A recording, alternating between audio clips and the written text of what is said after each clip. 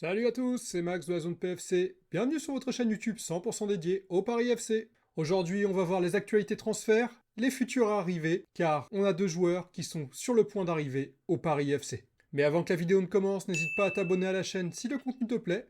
Mets-moi un petit j'aime pour m'encourager et surtout mets-moi en commentaire ce que tu penses de ces deux arrivées. Est-ce que tu penses que ces joueurs vont aider le club à performer en Ligue 1 cette saison? Allez, c'est parti pour la vidéo et la présentation du premier joueur.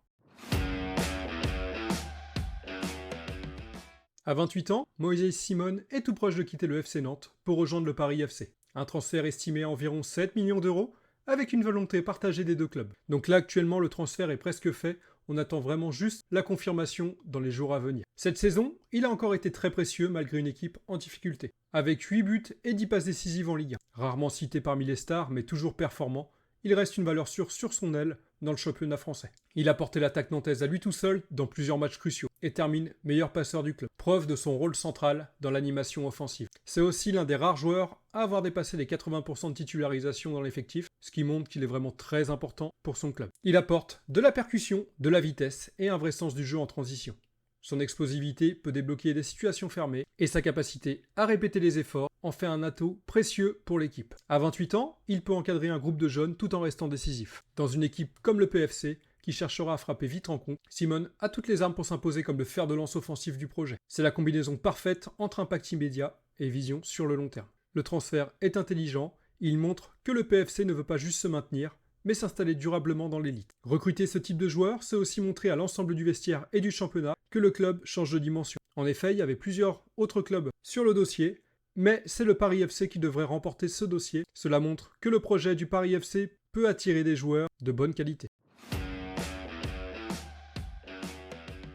Deuxième dossier brûlant, Noah Sanguy, latéral gauche du Stade de Reims, tout proche de s'engager au Paris FC pour environ 5 millions d'euros. À 19 ans, il incarne la nouvelle génération tricolore qui est en train de monter. Sanguy est un latéral moderne, vif, technique, avec une grosse capacité de projection. Très solide défensivement dans les duels, il apporte aussi une vraie qualité de centre et une lecture du jeu déjà mature pour son âge. Il a été aussi appelé en équipe de France U20, ce qui confirme sa trajectoire montante. Côté Paris FC, c'est un investissement clair sur l'avenir, mais pas seulement. Sanguy arrive pour postuler rapidement à une place de titulaire, dans un effectif qui manque justement d'un pur latéral gauche de qualité. Il pourrait très vite bousculer la hiérarchie, notamment face à Thibaut De Smet, actuel titulaire du poste. Si le PFC veut installer un jeu plus offensif, plus rapide et fluide sur les côtés, alors Sanguy coche toutes les cases. Évidemment, à 19 ans, Noah Sanguy a des points sur lesquels il devra progresser. Mais c'est un joueur avec un fort potentiel, et en enchaînant les matchs, il pourra progresser rapidement. Ce recrutement montre aussi que le club veut préparer l'après, en installant des jeunes à fort potentiel, capables de jouer dès maintenant, tout en construisant un projet sur le long terme.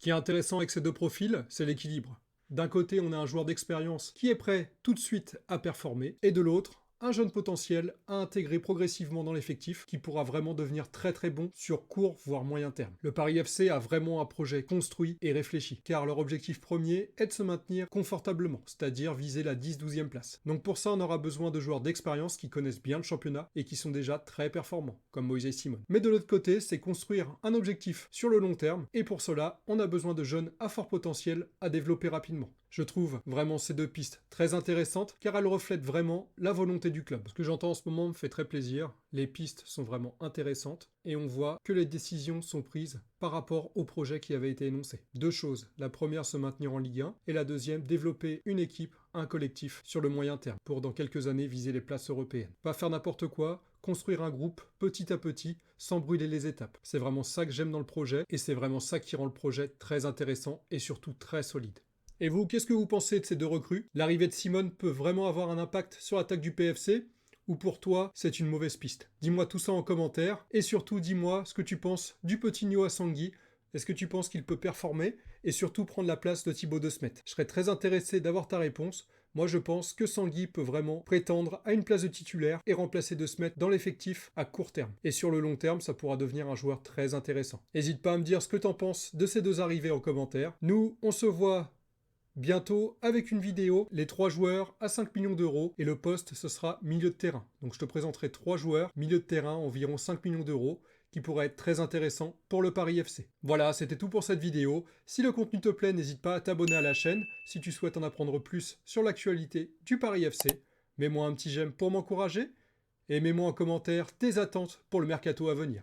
Je te souhaite une très bonne journée et je te dis à très bientôt. Ciao ciao, bye.